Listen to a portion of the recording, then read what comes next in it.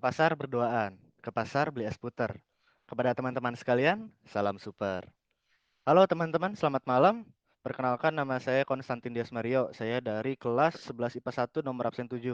Nah, pada kesempatan kali ini saya mengajak teman-teman untuk berkumpul di ruang Meet ini dengan tujuan untuk saya ingin mengkampanyekan tentang bahayanya nafza. Nah, sebelum kita memulai acara kita pada malam hari ini, sebentar, baterai saya habis. Oke, nah sebelum kita memulai kampanye pada malam hari ini, mungkin alangkah baiknya saya menyediakan presensi. Mungkin teman-teman bisa absen dulu ya.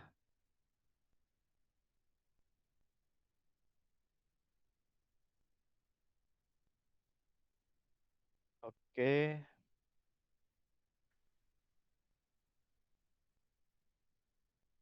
ini presentasi saya udah kelihatan belum? Oke, langsung aja saya mulai ya. Nah, nafza dan bahayanya bagi kehidupan manusia. Nah, ini adalah gambar-gambar yang saya temukan ketika saya ketik di Google itu tentang narkoba dan bahaya narkoba. Nah, jadi ini ada gambar narkotika, terus ini ada jenis-jenisnya, ada ganja, sabu, ekstasi, dan lain-lain. Mungkin teman-teman bisa baca sendiri. Nah, ini ada poster kampanye, katakan tidak pada narkoba sebelum narkoba membunuhmu. Nah, terus ini juga ada gambar rokok. Nah, mungkin teman-teman bingung, emang rokok termasuk ke narkoba? Nah, setelah saya baca-baca itu, si rokok ini kan mengandung nikotin. Nah, nikotin itu ternyata adalah termasuk ke dalam narkotika yang tingkat rendah. Meskipun tingkat rendah, tapi juga tetap berbahaya ya. Oke, lanjut ke slide selanjutnya. Nah, jadi sebelum kita melawan nafza sendiri, kita harus paham dulu nafza itu apa. Nah, jadi nafza itu adalah akronim. Akronim itu semacam singkatan yang biasa digunakan oleh masyarakat umum untuk menggambarkan narkoba. Nah, nafza ini itu sendiri singkatan dari kata narkotika, psikotropika, dan zat adiktif. Nah, ini saya melansir dari rs.unut.ac.id. Narkoba atau nafza itu adalah zat atau bahan yang berbahaya yang mempengaruhi kondisi kejiwaan atau psikologi seseorang, baik itu pikiran, perilaku, ataupun perasaan seseorang, di mana efek samping dari penggunaan obat ini adalah kecanduan atau menyebabkan ketergantungan terhadap zat atau bahan ini. Lanjut ke slide selanjutnya.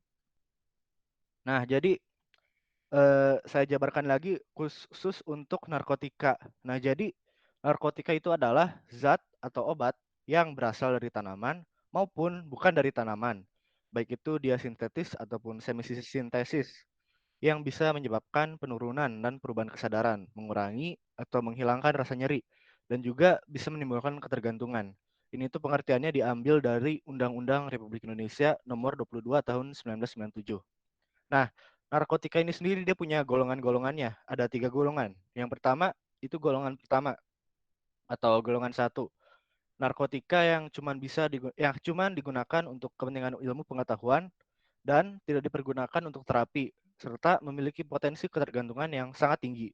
Contoh dari narkotika golongan satu sendiri itu ada kokain, ganja, dan heroin.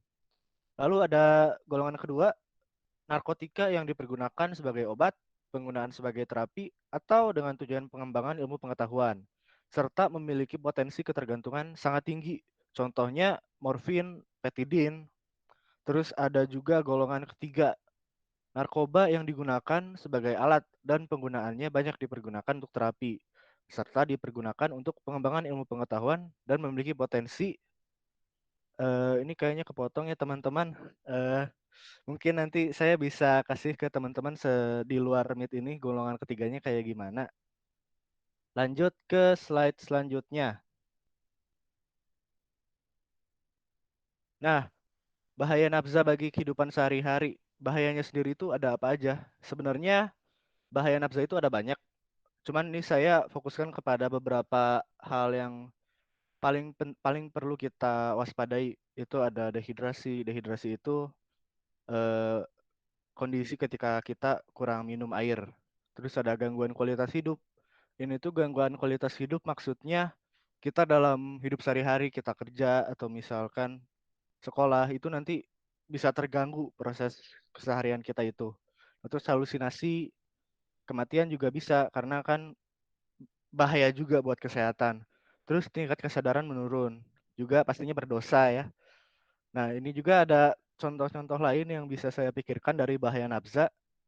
Mungkin teman-teman bisa baca sendiri. Oke, lanjut ke slide selanjutnya.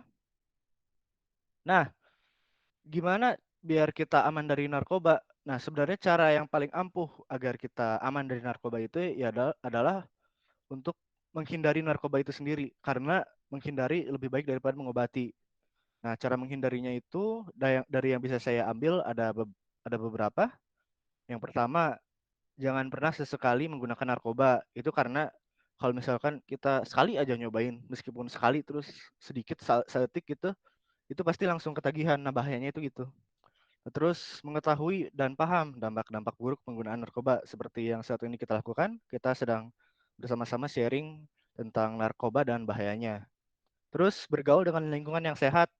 Kita ya mungkin orang tua kita atau guru pernah bilang kalau berteman itu jangan pilih-pilih, tapi kita juga harus waspada kepada siapa kita bergaul karena itu bisa mempengaruhi kita juga. Kemudian melakukan hal-hal positif dan menguntungkan diri. Nah, eh, melakukan hal-hal positif ini kita bisa lakukan ada beberapa macam ya hal-hal yang bisa kita lakukan. Mungkin bisa mendalami hobi, kemudian belajar juga bisa, bergaul dengan teman-teman yang baik juga bisa. Terus memahami aturan hukum terhadap sanksi pengguna dan pengedar narkoba yang berlaku di negara Indonesia. Negara Indonesia itu kan negara hukum dan untuk narkoba ini juga ada hukumnya sendiri. Di negara Indonesia, pengguna narkoba ataupun pengedaran narkoba itu berbahaya. Bukan berbahaya, maaf. Berbahaya ya, berbahaya dan juga dilarang.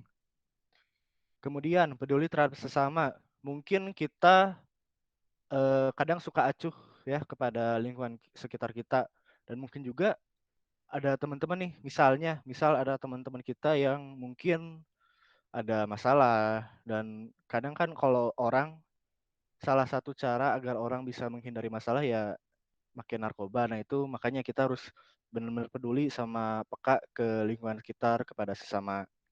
Nah, terus kalau ada masalah diselesaikan dengan cara yang benar. Jadi kalau udah ada masalah jangan dikit-dikit narkoba, dikit-dikit narkoba, jangan. Karena kan setiap masalah pasti ada penyelesaiannya dan penyelesaiannya itu pasti ada yang positifnya.